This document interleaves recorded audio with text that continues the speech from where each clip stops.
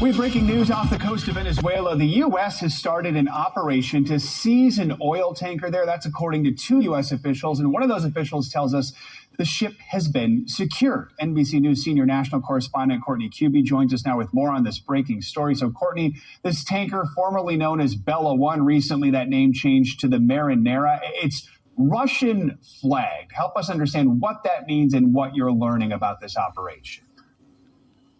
Right. So it's and at this point, the U.S. still sees it as a stateless vessel. So they don't, at least as of this morning, they still do not acknowledge that it is a Russian flagged vessel. But you'll remember this all started over the holidays more than a week ago, when then the Bella One left Venezuela. The U.S. was enforcing this embargo or stopping or blocking ships that were leaving Venezuela that had any kind of sanctions or carrying oil, and they were seizing and interdicting these ships, primarily with the Coast Guard, usually with support of the United States military. But the Bella One evaded that. They brushed off the efforts for the U.S. to board that ship and then started making their way towards Europe. Since then, the U.S. has essentially been in pursuit of that tanker.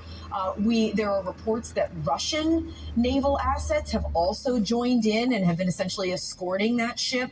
We've been watching now as the U.S. has been pursuing it. Now, officials telling us that they began planning for an operation to actually seize it now that it's in European waters. And in fact, that did occur this morning. One of those officials saying the U.S. seized the Bella One, that it was a mission that was led by the Department of Homeland Security in support or with support of the United States military and the Department of Defense, and that the Department of Homeland Security actually has the lead. Now, guys, what that pretty much means is that there was Coast Guard involvement. That's what we've seen in these other seizures. Remember, the Coast Guard falls under DHS, and that at this point, there are now U.S. law enforcement officials who are on board of that ship, Joe. You mentioned those reports that Russia's been escorting this ship. That raises the question, first of all, certainly this will raise tensions between Moscow and Washington, but do we have any idea if there were any incidents, any tensions, any shots fired during this operation?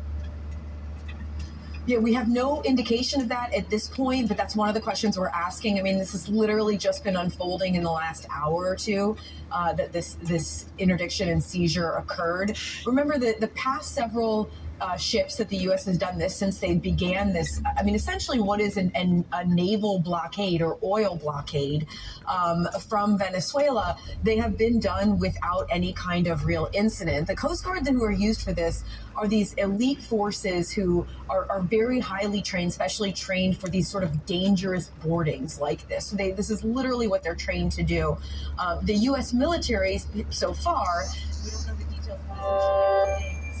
They've been involved in bringing the Coast Guard to the ship. So you'll remember that in one of the cases, we saw helicopters bringing men who were in fatigues. They were, heavily kitted up with gear, large weapons. They were U.S. Navy helicopters that actually brought them to the ship. But those were actually Coast Guard, elite Coast Guard forces who did the boarding there, and then in conjunction with law enforcement officials who came on board and were essentially taking over that ship. In some cases, they brought them back to the United States. It's unclear what will happen here because unlike the previous seizures, interdictions and seizures that were done down in the Caribbean or closer to Venezuela, this one is now all the way in European waters. It's almost to Ireland, frankly, at this point. So it's not clear what will happen here. I do expect that United States European Command will have something to say about this later today because it's in their area of operations.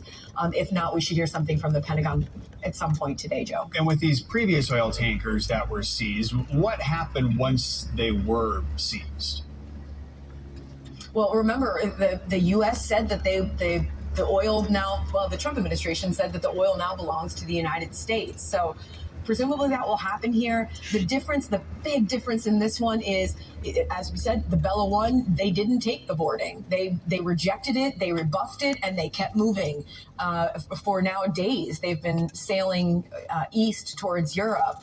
The other big difference here is the owner. This is, as you mentioned, a Russian flagged ship. The United States doesn't recognize that. or they haven't up to this point. So it's not clear if that's going to be a factor here or not, that there's a Russian involvement here. We know that the Russians did not want the United States to interdict this shipment, so that could play a big part in what happens to this oil as well. It's hard to imagine the U.S. bringing the tanker all the way back across the Atlantic to the United States, but that's what we saw happen with the previous one, where they brought it from the Caribbean up to Texas, and the U.S. now has control of that oil. All right, lots of questions. Courtney Cubey, we'll let you get back to your reporting. Thanks so much for joining.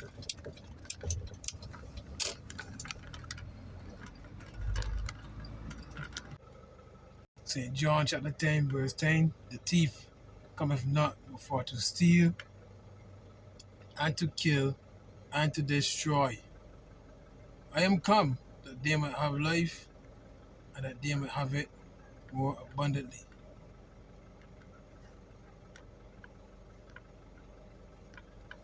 Habbakuk 2,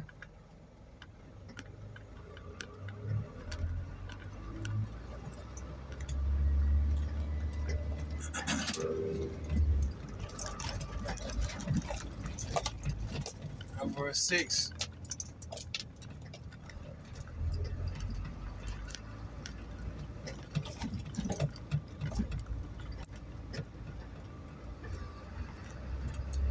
Shall not all these take a parable against him?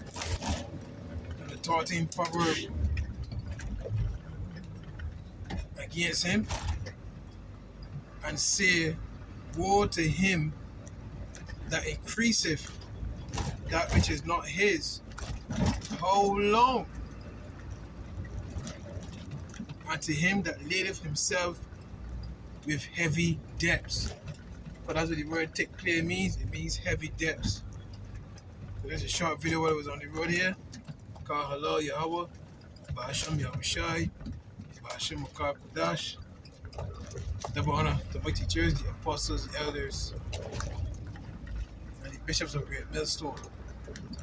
Shalom.